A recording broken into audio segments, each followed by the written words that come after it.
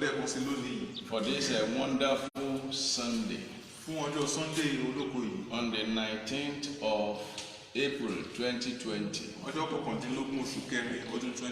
We are sorry for not coming on time. It's due to some things that is happening here. But I give all glory to God for giving us this wonderful grace to come your way this morning. We have a topic before us this morning which says, prepare to meet your God.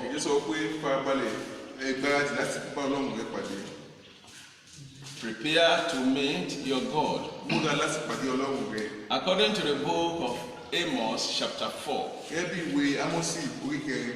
verse 12, he said that therefore thus will I do unto thee, O Israel, and because I will do this unto thee, prepare to meet thy God, O Israel.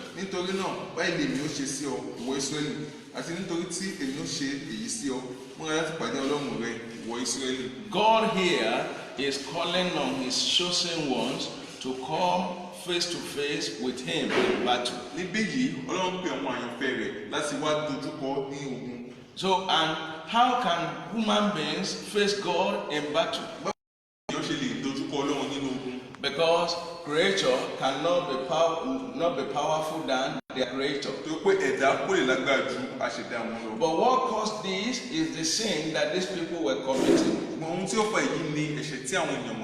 So, and God has been warning them time without numbers that they should turn unto him, come back unto him. Because right from the creation, God doesn't want any man to suffer. And for that reason, we were created according to the image, in the image of God. And here, because these people have committed sin against God, God is fighting with them.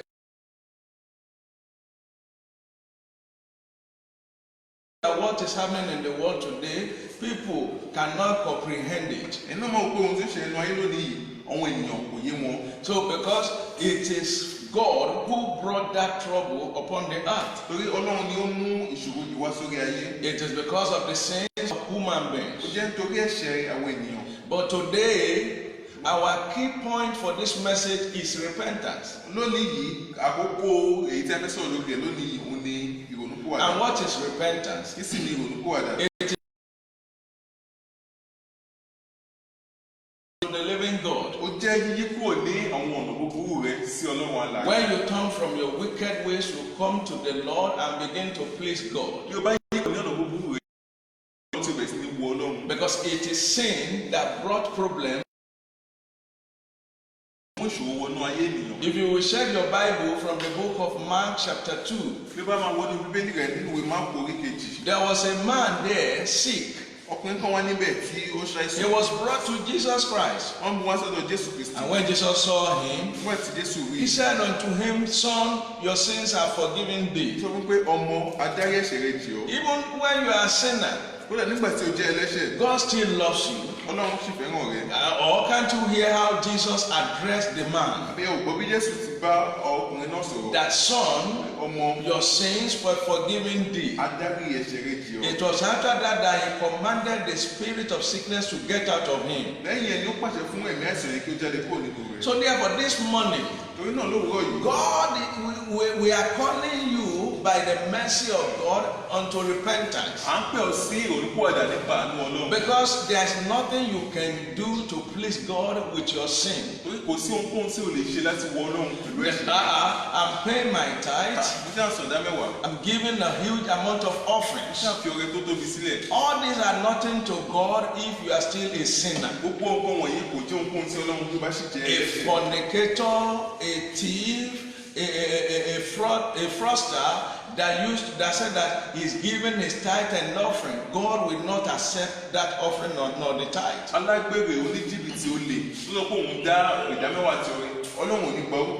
So he's calling you unto repentance. Because what you are using fornication to acquire, you are using stealing to acquire, is in the hand of Jesus Christ. You know, the scripture in the book of Philippians 19, Paul says that my God shall supply all your needs according to his riches in glory.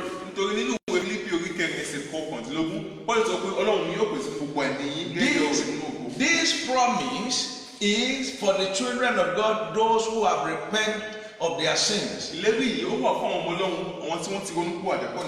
Everyone that is listening to this message this morning,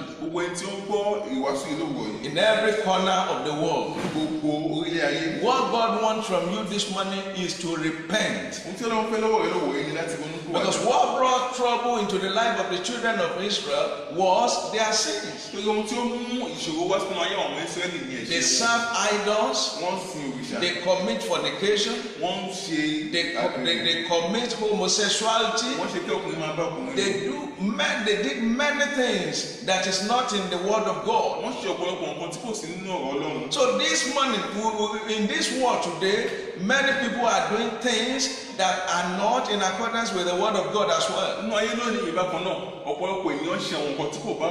And this has brought them into big troubles, big problems, big sorrows. You see the stage where the world is now. But I want to tell you this morning that if this problem will not go before Christ comes, where will you be? That's why we are calling you this morning unto repentance. And there's nothing in your hand that you can use to please. You cannot bribe God.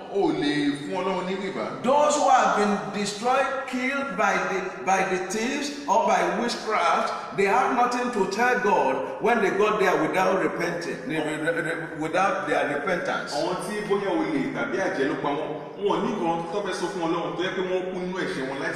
That's the reason why we are calling you today.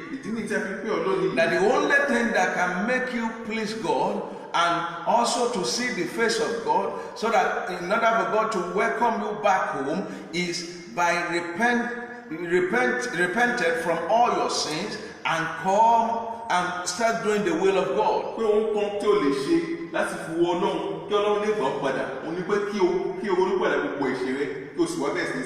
He loves you. If you will repent today from your sin, it's not righteousness, they are all sins. If you will repent today, I want to tell you that your name shall be written in the book of life, and you will become a heaven candidate. Whether death closed your eyes, or rapture came, and rapture came many times. All that I want you to know is that you will inherit the kingdom of God. That is about that. On this earth here, if you become a repentant Christian that loves God, there are many things for you to enjoy. Let me say about 2 more points now. Number 2 point here, apart from making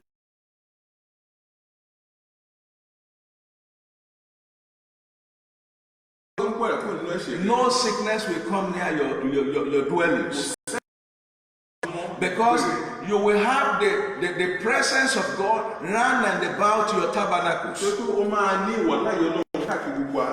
May the Lord help you in the name of Jesus. Amen. There's nothing like COVID-19 for those who have repented, because they are the children of God. God will protect them. Not only that, He will give them what they need to eat. God will provide for all their needs. providing for their needs in terms of health, in terms of food, in terms of clothing, in terms of protection. Everything you need in life shall be given unto you by God. But the only thing that you need to do is to repent from all your sins and come unto God. Prepare to meet your God. Yes, what can give you favor in His sight is repentance.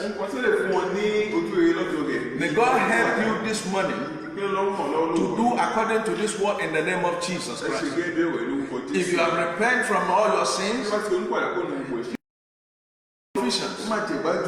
you have repent from your sins, you will have assurance of getting help to heaven, to the kingdom of God after this world. If you have repented of your sins, healing will become your portion always. The angel of the Lord shall be with you. They'll be going out and coming in with you. You will have nothing to fear. May God bless you in the name of Jesus Christ. If you are there this morning, you have not given your life to Christ, you have not repented of your sins, or maybe you yes, this is another opportunity for you to come back to your Creator. Just say after me now. The Lord Jesus, I thank you. I come unto you this morning. I give my life unto you. I confess that you are the Son of God. You died, you rise on the third day. I confess all this, and from today, come into my life and become my Lord and Savior. Forgive me all my past sins. Thank you, Jesus, for saving my soul. Oh, I congratulate you, because now you have become a heaven candidate. Through this conversion, God has begun to love you, because you have become one of His sons or of His children. May God bless you in Jesus' name. Amen. And I want to tell you, from now, you have to start reading the book of John, the Gospel of John. From chapter 1, God has a lot of things to tell you there. He has a lot of things to teach you from this book. Make sure you read it day in, day out. Read from chapter 1 to the last chapter of that the Gospel of John. May the Lord help you in Jesus' name. I want to pray with you this morning. I want to break every spirit of hindrance. Hindrances to your blessings. Hindrances to your breakthrough. Hindrances to your upliftment. Hindrances to the flourishment of your business. I want to break them this morning. In the book of 1 Corinthians chapter 16 verse 9, the man of God there says, he said, a great door and effectual has been opened for me, but there are many adversaries. So that is the one that we are in. If God wants to do something good for you, the host of hell will rise to disturb it. But I'm glad to tell you this morning, God is here to do something for you. So this morning I want you to be shouting amen, because I decree that every hindrance to your breakthrough is hereby broken in the mighty name of Jesus Christ. Every adversity surrounding your promotion, surrounding your business, surrounding your house, surrounding your marriage, to turn it upside down, I command the consuming fire to come upon them and destroy them in the mighty name of Jesus Christ. That your enemy has been obstructing from time to time, I command the heavenly armor to come upon those enemies and destroy them, breaking them, and to turn them into ashes in the mighty name of Jesus Christ. Every power that will not allow you to break through in life, I bury them this morning in the name of Jesus. Every power that will not allow you to progress in blessing, I bury them today in the name of Jesus Christ. Those household enemies, household witchcraft, I turn their back again from you this morning. I send them into the bottomless pit in the mighty name of Jesus. Friends, I pray for you that from now, begin to enjoy that great door and effectual of blessing, of breakthrough, of flourishment, of good health in the mighty name of Jesus Christ. You barren women, today everything that is obstructing you has been taken away. I open that womb and children are released unto you in the mighty name of Jesus Christ. Receive your child, receive triplet, receive twins, receive male and female child in the mighty name of Jesus Christ. Your business is not going well today. Everything about that business is restored in the name of Jesus. Begin to make good profit from now in the mighty name of Jesus Christ. I see you progressing, backward never, in the mighty name of Jesus. Upliftment in the name of Jesus Christ. Promotion in the mighty name of Jesus. You are lifted. No more adversary. No more adversary. No more adversary. I put them under your feet in the mighty name of Jesus Christ. You are going higher. This is your year of glorification. You are glorified in the name of Jesus. Blessed be the name of Jesus. In the name of Jesus Christ. Yes, it is done in the name of Jesus. Your testimony is sure. I'm expecting your testimony from now in the name of Jesus Christ. Because the people who have been reproaching you, they will come around you to rejoice with you in the mighty name of Jesus. Thank you, Father. In Jesus' name I pray. Amen. From now, brethren, contact us through this phone number for more prayer and for more enlightenment in the Word of God.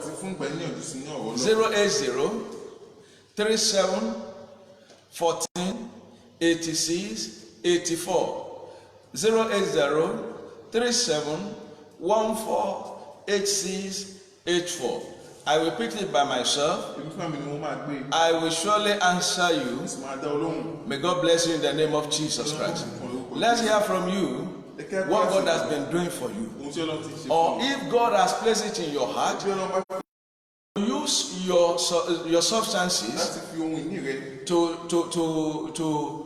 push the buzz or this ministry forward. Whatever God has placed in your heart to use to support this ministry, I want you to do it, and God will help you in the name of Jesus. If you want to do that, you can call us. We will direct you how to do it. You are blessed in the name of Jesus Christ. As you are pushing this ministry forward, the Lord will push you forward in the name of Jesus. No more obstacles, no more hindrance. In the mighty name of Jesus. Glory to God in the highest. Till we come your way next time, remain rapturable in Jesus' name.